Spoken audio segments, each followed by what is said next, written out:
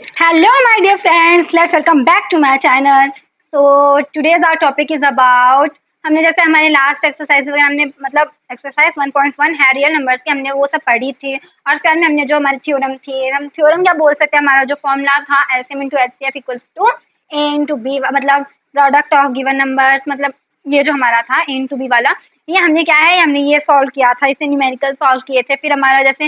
वो आ गए थे एलसीएम और एचसीएफ पे बेस्ड हमारे वर्ड प्रॉब्लम्स आ गए थे हमने उन सबको पढ़ा था अच्छे से। अब आगे क्या है हमारे पास 1.2 एक्सरसाइज है जिसके अंदर हमें क्या दिया गया है जिसके अंदर हमें बोला गया है √2 √3 मतलब जो इरेशनल नंबर्स है उनको प्रूव करना है कि इरेशनल नंबर्स ही है। तो स्टार्ट करता है हमारा लेक्चर। तो जैसे कि हमने देखा ना कि √2 सबसे पहले तो क्या है हमारे पास √2 वगैरह हमें पता होना चाहिए कि हाँ भाई √2 सच में इरेशनल होता है नहीं ये सारी चीजें। हम जो मेन कॉन्सेप्ट है ना वो ये है आप बोल रहे हो कब से हाँ आप बोल रहे हो कि भाई तुम छत से कूदोगे तुम्हें चोट लग जाएगी तुम छत से कूदोगे तो तुम्हें चोट लग जाएगी ये बात हम बोल रहे हैं और ये चीज है बट भाई सामने वाला कंट्राडिक्ट कर रहा है बोल रहा नहीं ऐसा होगा ही नहीं मतलब सामने वाला बंदा ये बोल रहा है हमने बोला कि तुम छत से कूदोगे तो तुम्हें चोट लगेगी और बोले नहीं मैं छत से कूदूंगा तो मुझे चोट नहीं लगेगी नहीं मैं छत से कूदूंगा तो मुझे चोट नहीं लगेगी तो हमें बोल देंगे ठीक है भाई तू छत से कूदेगा तो तेरे को चोट नहीं लगेगी कूद के दिखा। तो चलो अब हम बोल रहे हैं कि भाई इरेशनल है ये इरेशनल है और सामने हमें बोल रहा है कि नहीं ये तो रेशनल नंबर है ये तो रेशनल नंबर है हमसे कंट्राडिक्ट कर रहा है ले भाई तूने बोला रेशनल है तो हम भी बोल देते हैं। तो लेट्स सपोज हम क्या करेंगे लेट √2 बी रेशनल। अब रेशनल नंबर्स की हमने जो हमारा नंबर सिस्टम पढ़ा था उसमें हमने क्या प्रॉपर्टी पढ़ी थी मेन प्रॉपर्टी हमारे रेशनल नंबर्स की हम देखते हैं जब तो ये आती है कि हम इन नंबर्स को मतलब ए अपॉन बी की फॉर्म में लिख सकते हैं और बी जीरो नहीं होना चाहिए। हम एक तरीके से देख सकते हैं कि रेशनल नंबर क्या होते हैं जिनको हम ए अपॉन बी की फॉर्म में लिख सकते हैं या हम पी अपॉन क्यू भी बोल सकते हैं क्योंकि हमने अभी तक पी अपॉन क्यू ही पढ़ा है पी अपॉन क्यू की फॉर्म में लिख सकते हैं।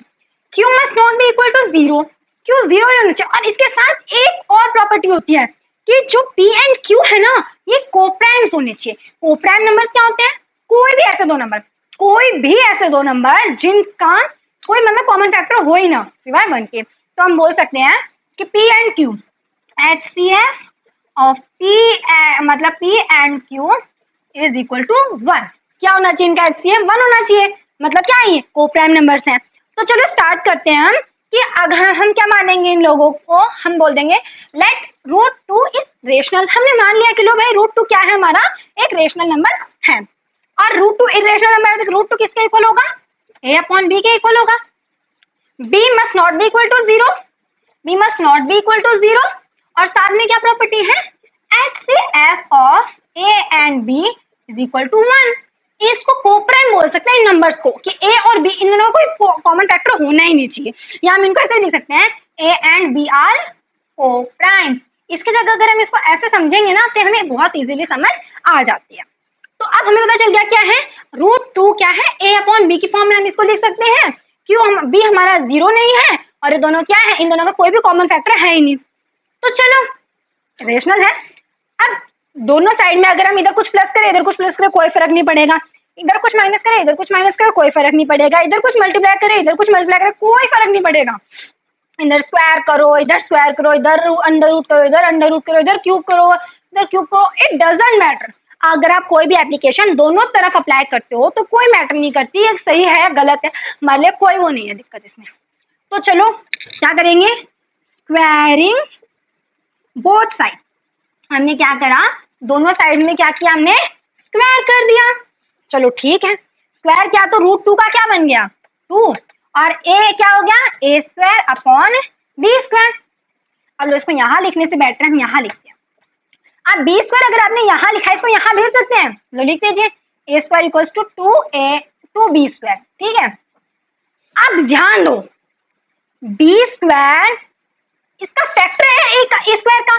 है कि नहीं है। अगर a स्क्वायर का फैक्टर 2 है तभी तो मतलब a स्क्वायर है मान लो a स्क्वायर क्या लेते हैं 36 ले लेते हैं। ठीक है 36 इक्वल्स टू अगर हमने लिखा है किसी चीज का स्क्वायर है इंटू 2 में चेंज कर दिया वो चीज आ जाती है। मतलब अब मैं यहाँ पे कुछ भी लिखूँ मतलब मान लो 2 इंटू बी स्क्वायर मतलब क्या है 36 का a फैक्टर 2 है a फैक्टर b है एक मतलब दो ये भी हो गए फैक्टर तो क्या है 36 का a फैक्टर 2 है तो मतलब अगर इसका हम अंडर रूट कर देते हैं मतलब 6 तो 6 का भी a फैक्टर 2 आएगा 6 का भी क्या आएगा, एक फैक्टर 2 आएगा, आएगा या नहीं? तो 6 का एक फैक्टर क्या आएगा, 2 भी हमारे पास आ जाएगा।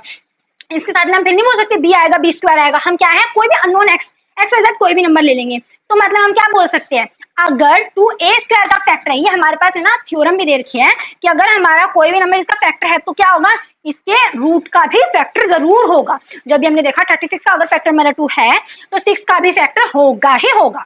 अगर यहाँ पे 25 का कोई फैक्टर है ना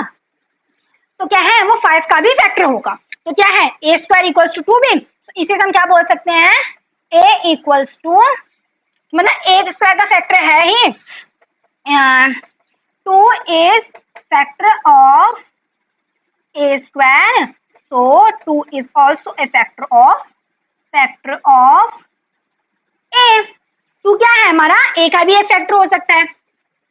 अब फिर बात तो ये आ गई कि लो भाई ये तो हमें पता चल गया कि हमने एक तरफ तो क्या, इसको हम इक्वेशन 1 मान लेते हैं, इक्वेशन 1 यहाँ लिखते हैं, a square equals to 2b square, ये क्या है, ये हमारी क्या इक्वेशन 1 है। ये हमने इक्वेशन 1 रख ली अपनी कि भाई अगर हमारा a स्क्वायर डिविजिबल है a से तो हमारा क्या है मतलब a भी हमारा किससे डिविजिबल होगा, a is also divisible by 2। अब साथ में कुछ x y z, आप x भी लिख सकते हो, हम c ले लेते हैं। चलो लो यहाँ लिख लिया हमने, आगे की स्टेप है उसकी बात की, a इक्वल्स टू 2c हमने लिख लिया, कोई दिक्कत नहीं है, ठीक है भाई। अब चलो हम यहाँ भी स्क्वायर कर लेते हैं, दोनों साइड करना क्या दिक्कत आ रही है, squaring both sides, squaring both sides, a square equals to 2c square. तो अब हमें क्या पता है, हमें a square equals to 2c square हो गया, हमारे पास 2c स्क्वायर नहीं होगा, हम 2c का स्क्वायर करेंगे तो डायरेक्ट कितना हो जाएगा हमारे पास 4c स्क्वायर हो जाएगा, ठीक है। तो अभी भी हमें क्या पता चल रहा है, अब देखो इक्वेशन 2 ये मान लो, इक्वेशन 1 वो है ही। अब बताओ a square equals to 4c square भी है और a square equals to 2b square भी है। चलो LHS दोनों के इक्वल है तो मतलब क्या 2b square equals to 4c square हो सकता है, लिख देते हैं from equation 1 and equation 2 we have, क्या है हमारे पास,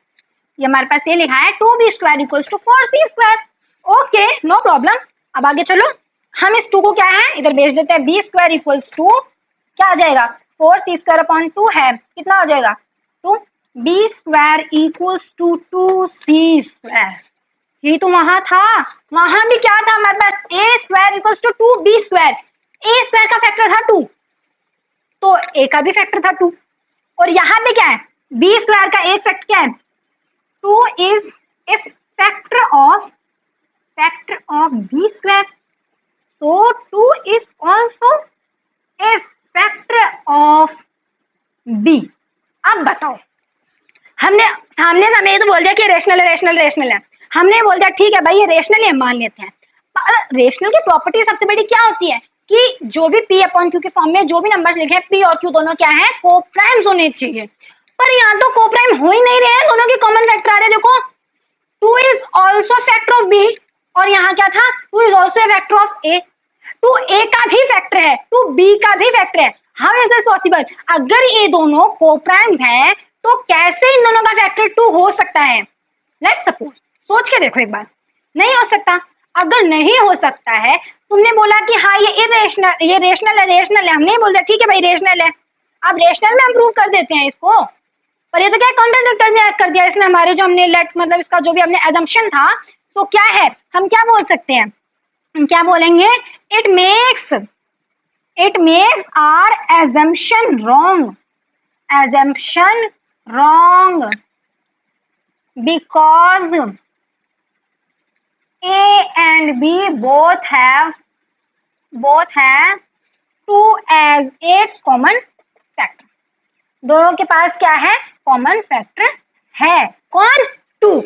अपने कॉमन फैक्टर के रूप में है। तो मतलब क्या है यही हमारे इरेशनलिटी प्रूव करने का फॉर्मूला था, मतलब जो हम बोल सकते हैं कि किसी भी चीज को हम क्या है इरेशनल ऐसे प्रूव कर सकते हैं। इसलिए तो हम 2 के जगह 5 को लिख लेंगे,